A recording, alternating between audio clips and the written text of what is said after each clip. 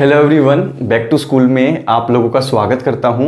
DSSB PRT TGT PGT की तैयारी कर रहे हो तो आप लोगों के लिए बैक टू स्कूल चैनल एक वरदान से कम नहीं है। आप थोड़े दिन पढ़ेंगे हमारे साथ तो आप इस चीज़ को मानेंगे। आज की इस वीडियो को स्पेशली मैंने आपके लिए बनाया है क्योंकि आज की इस वीडियो में मैं बताऊंगा कि जो 20 नंबर का पार्ट ए के अंदर मैथ्स आता है DSSB PRT के एग्जाम में से, उसके 20 क्वेश्चन कौन कौन से टॉपिक के अंदर से आते हैं। यानी कि आज की इस वीडियो में ये जो हम 17 टॉपिक डिस्कस करेंगे, हर क्वेश्चन इनके अंदर से आएगा। आज तक की DSSB की हिस्ट्री के आप जितने भी पेपर्स हैं उनको उठा के देखिए, जितने भी आज तक हुए हैं हिस्ट्री में, उन सब में मैथ्स का पोर्शन इन्हीं के अंदर से आया है और इन्हीं के अंदर से आएगा। चाहे ऑनलाइन पेपर की बात करूं, चाहे ऑफलाइन पेपर की बात करूं। तो दोस्त, इस पूरी वीडियो को देखना है क्योंकि आप अपने दम से अपनी सेल्फ स्टडी के बेस पर अगर एग्जाम को क्लियर करना चाहते हैं तो सबसे पहले तो आपको पूरे सिलेबस की नॉलेज होनी चाहिए कि हमें क्या क्या करना है, ताकि आप अपने दम से भी, अपनी सेल्फ स्टडी के हिसाब से भी पूरे तरीके से सिस्टमेटिकली आगे बढ़ सकें। और हमारी कोशिश यही है, इसीलिए मैंने पहले साइकोलॉजी, फिर रीजनिंग और अब मैथ्स, इन सब के पूरे टॉपिक्स, पूरे सिलेबस आपको अब बताने वाला हूं। दो पहले बता चुका हूं मैं। तो इस पूरी वीडियो को देखिएगा, बीच में नहीं छोड़ना है दोस्त, क्योंकि यही होता है, जहां पर छोड़ते हैं और जो बात रह गई वहीं से क्वेश्चन आ जाते हैं। तो ऐसा नहीं करना है। इस वीडियो को लाइक जरूर करना है ताकि मेरा मोटिवेशन बना रहे और जो काम कोई नहीं कर रहा है हम वो काम करते रहें। क्योंकि दोस्त, हमें दुकानदारों को भगाना है और अपने दम से एग्जाम में सबसे आगे निकलना है। उसके लिए प्लानिंग से चलते हैं। मैथ्स के अंदर आप एक चीज देखेंगे कि मैथ्स की इंपॉर्टेंस ये है कि ये होता है आपका 20 मार्क्स का, 20 नंबर का आता है ये, और ये DSSB के एग्जाम में पार्ट ए का एक भाग होता है। इस 20 नंबर के लिए 20 क्वेश्चंस आते हैं।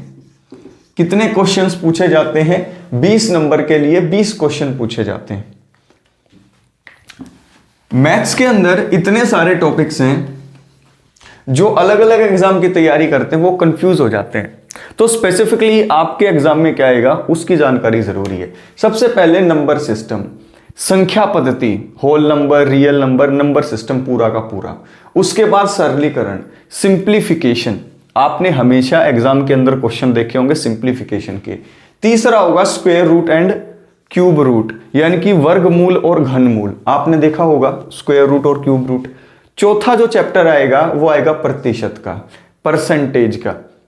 अगला आएगा HCF और LCM का, महत्तम और लघुत्तम समापवर्त है कि HCF क्या है, LCM क्या है, और इनके पूरे कंसेप्ट। उसके बाद प्रॉफिट लॉस एंड डिस्काउंट। अब यहां पर आप प्रॉफिट लॉस ही पढ़ते हैं लेकिन डिस्काउंट को छोड़ देते हैं। डिस्काउंट को नहीं छोड़ना है। यहां पर लाभ, हानि और छूट, प्रॉफिट लॉस एंड डिस्काउंट, ये तीनों के तीनों आएंगे। उसके बाद रेशियो एंड प्रोपोर्शन, अनुपात और समानुपात। देखिए ये 7 चैप्टर्स देखिए आप, इनमें से कई ऐसे चैप्टर मिलेंगे जो आप तैयारी नहीं करते, अगर आप सेल्फ स्टडी करते तो 1-2 चैप्टर इनमें से छोड़ देते आप पक्का। Number system, simplification, square root, cube root, percentage, HCF, LCM, profit loss and discount, और उसके बाद रेशियो एंड प्रोपोर्शन। ये हो गए हमारे कितने? 7। 8वां है वर्क एंड टाइम, कार्य और समय। आपने देखा होगा इतने आदमी मिलकर एक काम को इतने दिन में करते हैं, तो इतने आदमी इतने काम को कितने दिन में करेंगे, XYZ। उसके बाद पाइप्स एंड सिस्टर, नल और टंकी के। आपने हमेशा यह क्वेश्चन देखा होगा कि एक नल एक टंकी को इतने टाइम में भरती है, तो ऐसी 3 नल, ऐसी 5 टंकियों को कितने टाइम में भरेगी, या XYZ क्वेश्चन। नल और टंकी के क्वेश्चन हमेशा दिखेंगे। एक चैप्टर आपको करना पड़ेगा एवरेज का, औसत का। एवरेज बहुत इंपॉर्टेंट, बहुत इजी, बहुत इंटरेस्टिंग टॉपिक है। उसके बाद सर्ट्स एंड इंडाइसिस, यानी कि करणी और घातांक। ये नाम से आपको इतना खतरनाक लग रहा है लेकिन ये बिल्कुल ईजी है, ये कोई इतना टफ है नहीं। तो करणी और घातांक। उसके बाद प्रॉब्लम्स ऑन एज, आयु संबंधी प्रश्न। ये हमेशा आपने देखा होगा कि बहुत अच्छे क्वेश्चन होते हैं, टाइम कंज्यूमिंग। कि रमेश की आयु इतनी है, उसके पिता की आयु से 3 गुना है।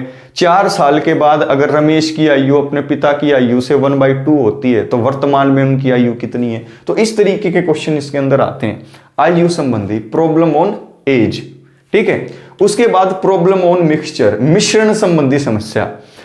ये चैप्टर भी बहुत इंपॉर्टेंट है। DSSB में 1-2 क्वेश्चन यहां से भी आएंगे कि कोई मिक्सचर दे दिया जाएगा और उसके अंदर आपसे पूछा जाएगा कि मान लो एक कार्ड है, उसके अंदर कुछ कार्ड जो है अलग अलग तरीके के हैं, 3-4 तरीके के, उनका मिक्सचर बना दिया, किस रेशियो में है, किस तरीके से। बहुत इंटरेस्टिंग है ये चैप्टर।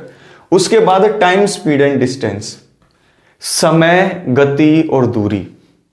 ये शुरुआत से ही आप कुछ बेसिक चैप्टर पढ़ते हुए आए हैं। फिर बोट एंड स्ट्रीम, नाव और धारा। आपने ये भी देखा होगा कि आपके सामने बोट के क्वेश्चन आए होंगे, स्ट्रीम के क्वेश्चन आए होंगे कि एक नाव 10 किलोमीटर प्रति घंटे की स्पीड से चल रही है, लेकिन जो पानी है, जो नदी है, उसकी धारा उसके अपोजिट है या उसके साथ है, अगेंस्ट द फ्लो है या फ्लो के विद द फ्लो है। इस हिसाब से ये क्वेश्चन बहुत इंटरेस्टिंग बनते हैं बोट और स्ट्रीम के। तो यहां पर भी आपने इंटरेस्टिंग टॉपिक देखे जो आपको करने हैं, जो पूरे के पूरे ये जितने भी आपको मैंने चैप्टर बताए हैं ये पूरे के पूरे करने हैं आपको। Work and time, pipe and system यानी कार्य और समय, नन और टंकी, एवरेज यानी औसत, उसके बाद सर्ड और इंडिसेस, करणी और घातांक, प्रॉब्लम ऑन एज, आयु संबंधी प्रश्न, प्रॉब्लम ऑन मिक्सचर, मिश्रण संबंधी समस्याएं, समय, गति और दूरी, टाइम, स्पीड और डिस्टेंस, और उसके बाद बोट एंड स्ट्रीम, नाव और धारा। फिर उसके बाद सिंपल एंड कंपाउंड इंटरेस्ट, सामान्य और चक्रवृद्धि ब्याज। सिंपल इंटरेस्ट के अंदर और कंपाउंड इंटरेस्ट के अंदर क्या डिफरेंस होता है और इनके पूरे के पूरे आपको कंप्लीट चैप्टर करना है ये। उसके बाद मेंसुरेशन, एरिया पता करना अलग अलग जो है शेप्स का। एरिया के बाद पेरीमीटर, उनकी वॉल्यूम, यानी कि मेंसुरेशन पूरा का पूरा क्षेत्र मिति। तो अब आप देखिए कि ये पूरे के पूरे 17 हुए।